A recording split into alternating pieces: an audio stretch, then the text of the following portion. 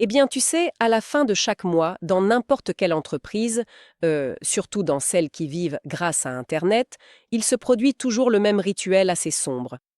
Oh oui, je vois très bien de quoi tu parles. L'ouverture du relevé de compte. Exactement. Le propriétaire ouvre simplement le relevé publicitaire, regarde cette ligne de dépenses et, eh bien, il se prend silencieusement la tête parce que le gaspillage constant du budget, c'est un peu la plus grande phobie de tout entrepreneur aujourd'hui. Et la situation ne fait qu'empirer, tu comprends? Les enchères pour chaque clic dans les moteurs de recherche ne cessent d'augmenter. Autrement dit, chaque ligne, c'est une douleur physique. Absolument. Les clics coûtent de l'argent réel, mais les plateformes ne garantissent jamais la rentabilité. Tu paies pour de l'attention, mais personne ne promet que cela se transformera en vente. Oui, et c'est précisément pour cela qu'aujourd'hui, nous avons choisi un ensemble de documents absolument phénoménal pour notre analyse. Ce sont des documents internes de la société SpaceAd. Oui, leurs guides internes confidentiels. Oui, oui, des guides fermés sur la vente des services Google Grants.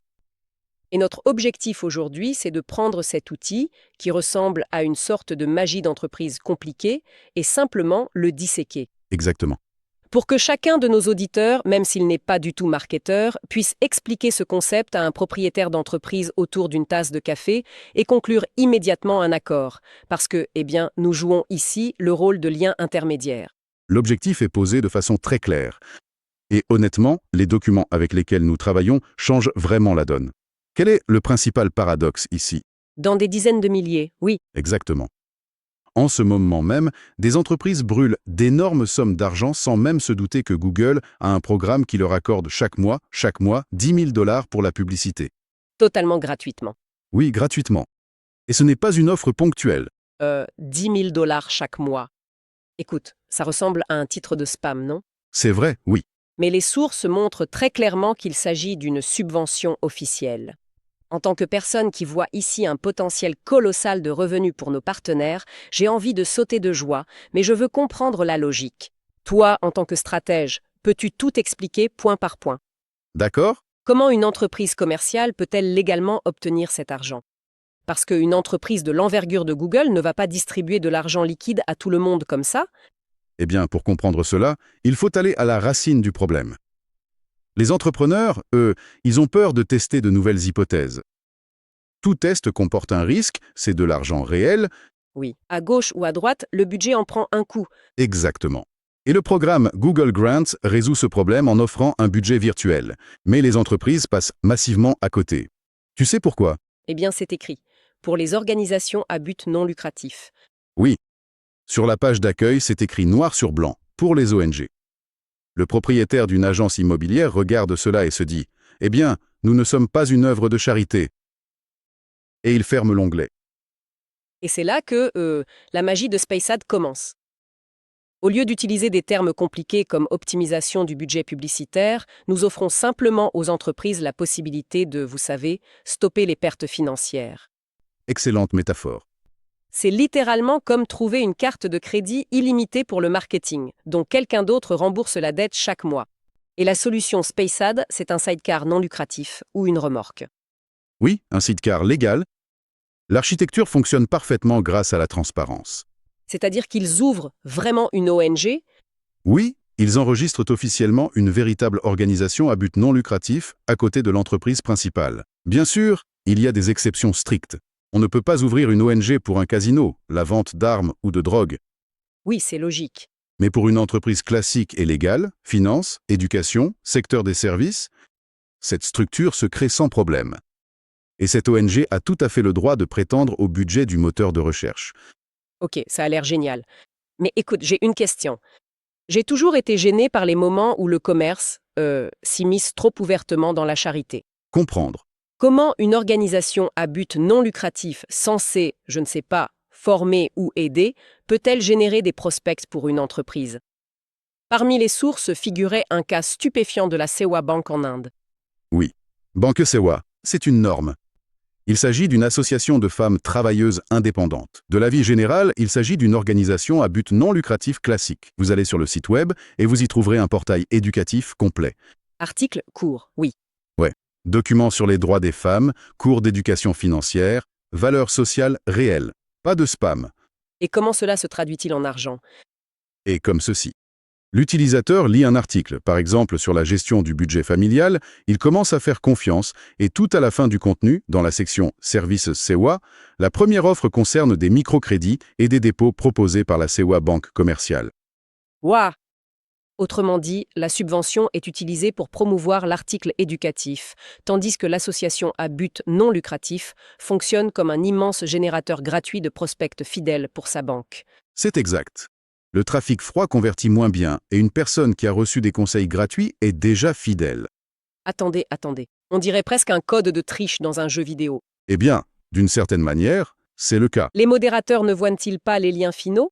Ils ne bloquent donc pas le compte parce que la banque se fait simplement de la publicité à travers un intermédiaire?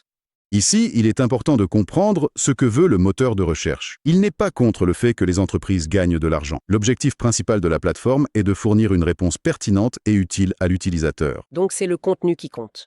Absolument. Le contenu sur le site de l'ONG, ce n'est pas du vent. S'il n'y avait qu'un seul bouton « Obtenir un crédit », ils auraient été bannis sur le champ. Mais la ressource apporte une réelle valeur ajoutée. Oui, les algorithmes voient que les gens restent sur le site, lisent.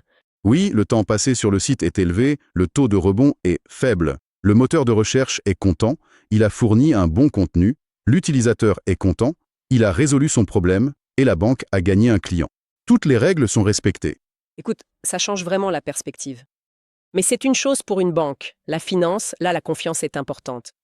Mais j'ai lu dans les documents un autre cas. Là, c'était une usine chimique. Oh, le cas avec les produits ménagers est mon préféré. Donc ils vendent du savon à travers la charité. À première vue, c'est absurde. Imaginons un fabricant de produits chimiques écologiques. La publicité classique crie « Achetez chez nous, c'est meilleur ». Mais là, on crée une ONG, appelons-la Maison Saine. Leur mission, c'est de sensibiliser à l'écologie domestique. Et là, ils écrivent sur la toxicité. J'ai vu ce blog, ils proposent carrément d'analyser la composition des concurrents. Enfin, des produits classiques du supermarché. Oui. Ils prennent par exemple Fairy et l'analysent en détail. Ils expliquent pourquoi il y a des allergènes dedans et comment cela nuit à la nature. Ça fonctionne comme une publicité sociale. Comme un avertissement sur le danger. Exactement. Et à la fin, bam! Voici une alternative sûre et un lien vers les produits du client commercial. C'est-à-dire que la personne se fait peur elle-même et prend d'elle-même la décision d'acheter quelque chose de sûr. Exactement. Le message change radicalement. Ce n'est pas une vente agressive. L'argent des subventions paie pour l'éducation et celle-ci génère des ventes. Et surtout, le client ne se prend pas du tout la tête avec la configuration. Toute la tâche est prise en charge par l'équipe de SpaceAd. Oui, l'économie est impressionnante. Mais allons plus loin. Dans les guides, il y a le terme « hack du double bénéfice ». Oh, ça, c'est vraiment le summum de la maîtrise. À mon avis, c'est le moment où la subvention passe d'un outil d'économie à, une véritable machine à imprimer de l'argent réel. 100%. Le passage de l'économie au gain. Regarde, aucune entreprise n'existe dans le vide. Tout le monde a des partenaires. Par exemple, prenons une agence immobilière. Oui. La personne qui achète un appartement a tout de suite besoin d'assureurs, de rénovateurs, de juristes. Oui, un écosystème. L'agence a sa propre ONG éducative, qui reçoit un trafic de 10 000 $ par mois.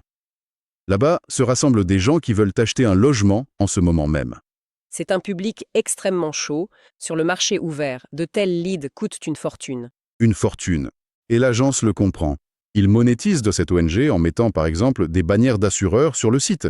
Et la compagnie d'assurance leur paie de l'argent réel pour les leads. Bien sûr, la compagnie d'assurance paie, disons, 2 000 $ par mois pour avoir accès à ce public. Ensuite, des équipes de réparation se joignent aussi, et paient également. C'est un vrai hack pour un double bénéfice. Autrement dit, l'entreprise non seulement a cessé de payer pour sa propre publicité, mais elle a transformé son ONG en agence de publicité et vend des leads à ses propres partenaires. Les chiffres sont tout simplement impressionnants. Ils couvrent gratuitement leurs besoins en clients et vendent l'excédent de trafic à des partenaires connexes. L'ONG devient un centre de profit indépendant. J'imagine la tête du directeur financier à qui tu présentes ça. Il sera choqué, dans le bon sens du terme. C'est une offre à laquelle il est tout simplement impossible de dire non. Et cela nous amène à la question principale, le Big Why pour nos auditeurs. Pourquoi tout partenaire de SpaceAd doit-il agir dès maintenant? La motivation ici est très claire. Le programme de parrainage. Le partenaire reçoit de 5 à 50% selon le volume des ventes. Autrement dit, plus tu fais économiser d'argent à l'entreprise, plus tu mets d'argent dans ta poche. Exactement. Et compte tenu de la valeur du produit, c'est une commission énorme. Mais tu sais, chez une personne ordinaire, la peur surgit tout de suite. Écoute, je ne suis pas juriste, je ne sais pas faire de site web. Je n'y connais absolument rien en publicité Google. Comment vais-je vendre ça? Mais le plus beau, c'est que le partenaire n'a même pas besoin d'être un marketeur. Aucune tâche technique. Vraiment aucune. Aucune. Spacecar s'occupe de tout le travail ingrat. Ils enregistrent l'ONG, créent le site, passent la modération, gèrent les campagnes. Le partenaire apporte simplement le contact, il joue le rôle de communicant. Juste un simple intermédiaire. Mais les entreprises hésitent à faire confiance aux startups. Mais ce n'est pas une start-up qui teste des hypothèses. L'équipe a déjà mis en place avec succès plus de 1200 subventions Google. C'est incroyable, 1200 unités. C'est une machine éprouvée pour générer de l'argent. On montre simplement aux clients les cas de concurrents qui économisent déjà des centaines de milliers par an. Ok, admettons que je sois partenaire. Qui dois-je appeler? Qui est le candidat idéal pour ce sidecar? Regarde du côté de ceux qui ont la publicité la plus chère. Immobilier, courtier, promoteur, Oui, là-bas les clics valent de l'or. les finances, les consultants indépendants, les assureurs et l'éducation en ligne. Eux, ils ne vivent que grâce à un trafic continu. D'accord, j'ai trouvé le contact du propriétaire d'une école en ligne. Comment puis-je commencer la conversation pour ne pas, tu sais, avoir l'air d'un énième marketeur spammeur? Achetez notre service de promotion, ils vont raccrocher tout de suite. Dans les guides, il y a un script génial et simple. Pas besoin de vendre un marketing compliqué.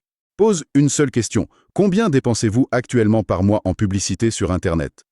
Et quand il donnera le chiffre, que faire ensuite? Ensuite, tu dis, et si nous réduisions ce montant de 10 000 $ par mois tout en conservant tout votre trafic? C'est pile dans le mille. Aucune métrique, aucun algorithme. Tu veux juste 10 000 de moins dans les dépenses. Oui. Et dès qu'il dit « oui, je veux », le partenaire le transmet simplement à l'équipe technique de SpaceAd. C'est tout. Ensuite, ils montreront eux-mêmes, chiffres à l'appui, comment cette solution va fonctionner. Écoute, si on résume tout ça, le tableau qui se dessine est tout simplement phénoménal. L'outil fonctionne sans faille. 1200 cas le prouvent. Absolument. La partie technique est entièrement prise en charge par l'équipe d'experts. Et aujourd'hui, les entreprises ont désespérément besoin d'arrêter cette hémorragie budgétaire, surtout dans l'immobilier et la finance. Oui, cette économie leur est vitale. Et cela les pousse aussi à créer du contenu utile, à former les gens. Et tu sais, ce virage vers le contenu éducatif m'amène à une réflexion. Une réflexion qu'on ne trouve pas dans les sources, mais qui s'impose d'elle-même. Laquelle? Si ce modèle continue de croître ainsi et que chaque promoteur ou banque comprend l'intérêt de créer sa propre ONG, à quoi ressemblera Internet dans 5 ans? Intéressant. Il me semble que la frontière entre la publicité commerciale et l'éducation pure va complètement disparaître. Ces bannières agressives et criardes vont tout simplement disparaître. La concurrence entre les marques va se transformer en compétition entre portails éducatifs. Exactement. Celui qui expliquera le plus clairement à une personne son problème, grâce à l'argent des subventions de Google, bien sûr, c'est lui qui prendra le marché. C'est une transformation fondamentale de la façon dont les entreprises communiquent avec nous. C'est une réflexion très profonde. Et nous sommes tout au début de cette tendance. Oui. Et c'est pourquoi il ne me reste qu'une seule question à poser à nos auditeurs. Tout le système est déjà en place, la machine fonctionne. Pourquoi diable, à cet instant précis, les contacts des propriétaires immobiliers, des conseillers financiers et des créateurs d'écoles de votre répertoire ne sont-ils toujours pas appelés? En effet, le temps est compté. Qu'attendez-vous? Ouvrez vos contacts et sauvez leur budget. À la prochaine analyse.